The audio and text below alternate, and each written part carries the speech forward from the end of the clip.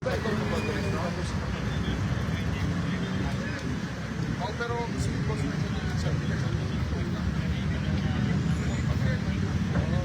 gusto mong yung rescue dyan o like?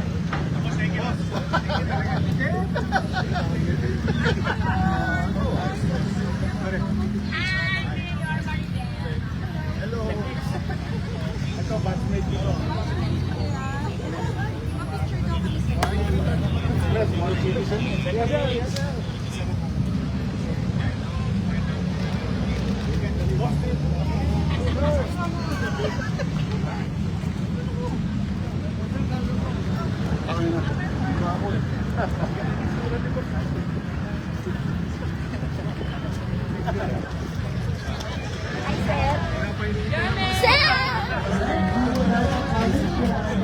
The City Manila Mayor Francisco Isko Moreno Donato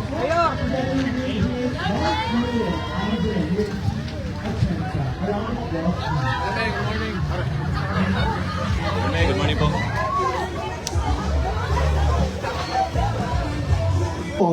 To the Mayor of the City of Manila, the Honorable Mayor Francisco Isko Domagoso.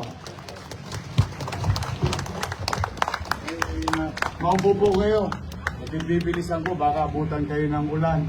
O, una po ay taos puso po at buong kababaang loob ako humingi ng paumanhin. Na-late ako ng konti. I just attended the event with the Vice Mayor Chi Atienza and the members of the City Council doon po sa Santa Cruz area. Dala ng dumating po si First Lady Luis Araneta Marcos for bigas para sa bawat pamilya program. Ito po ay ikalawang araw na dito sa lungsod ng Manila. But then again, pasensyahan nyo na ako. Muli, ako ay taos puso rin nagpapasalamat on behalf of the people of Manila to our, ito, Batang Manila din, to Secretary Mitch Cuna at sa lahat ng DNR family na bumubuo ng ating organisasyon na napili ninyo ang lungsod ng Maynila na gawin ang programang ito. Isang bagay na bagay naman sapagkat ang polisiya po ng lungsod ng Maynila ay in our own little way, ang Maynila ay maging maaliwalas at panatag ang pamumuhay. While we focus on MBN, which what you call minimum basic needs, speaks of housing, education, healthcare, and job creation, doon talaga kami nakapamahunan. Pero hindi namin kinakaligtaan na lagyan to ng umami.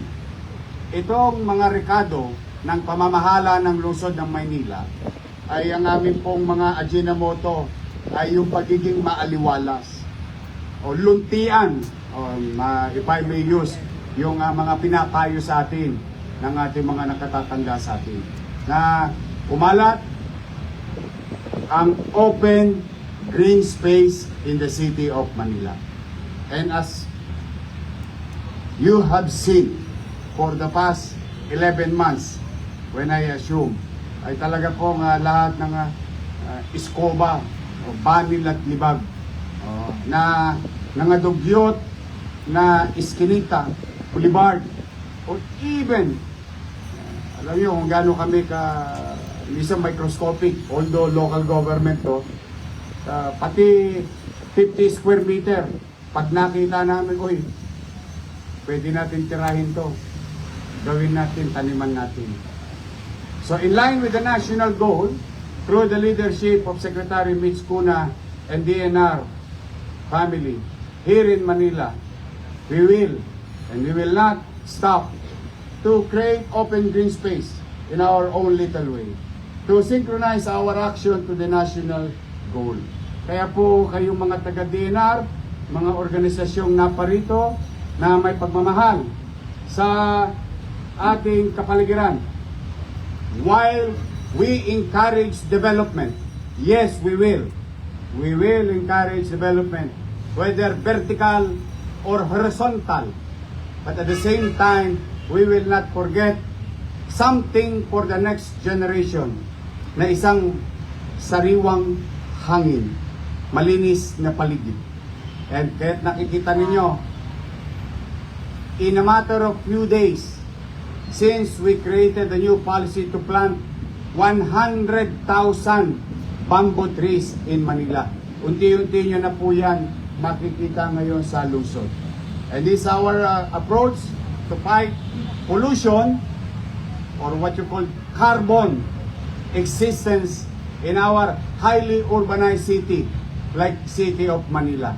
This is our way of fighting it to have a fresher air for our people.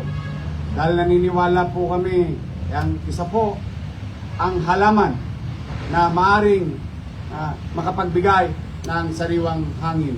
At the same time, ang maganda sa kawayan, wala masyadong tosgas. Matibay sa taginit, malakas humigop ng tubig. Yun po, sakto naman. Di kaliwat kanan ng flood control. Sana matulungan tayo ng ating mga kawayan.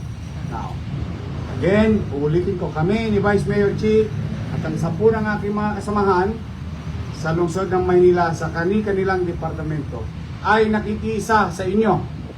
Sa inyong layunin, mapa-organisasyon, ahensya ng gobyerno na panatiliin na maayos ang kalikasan. At yon ay aming tutok din yung aming bahagi bilang lokal na pamahalaan. Kaya on behalf of the people of Manila, sa inyo, sa DNR, sa organization na nandito, maraming salamat po sa pagmamalasakit ninyo sa aming minamahal na lungsod ng Manila. Mag-iingat po kayo. At nawa ay bigyan kayo at patuloy kayong bigyan ng Panginoon Diyos na malusog na pangangatawan. Pagpalain nawa kayo ng poong may kapal. Maraming salamat po. Manila! God first. Thank you. Ang paligid mo, yan ang bumubuo ng pagkatao. Nais mo magbago nito, handa ka bang maging sanay nito? Ikaw muna, gawin ang mabuti.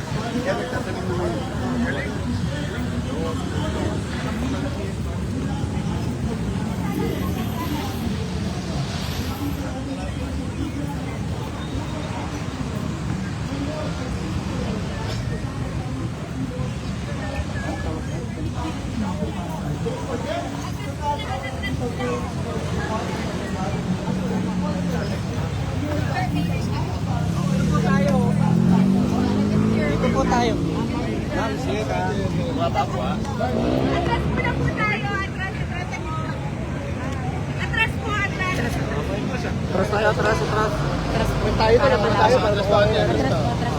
Atras lang para sa photo.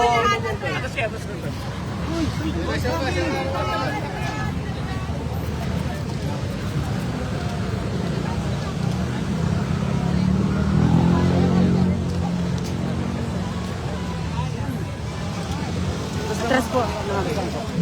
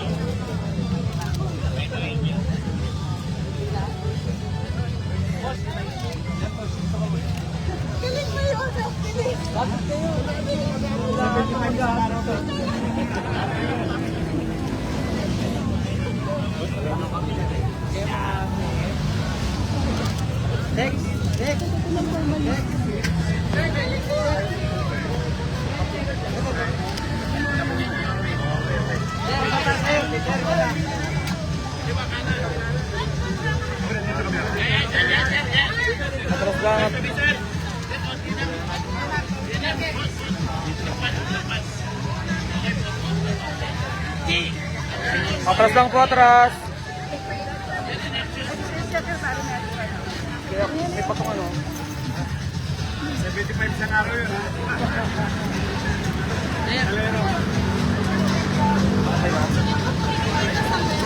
Dito naman, dito naman. Ayun, dito naman.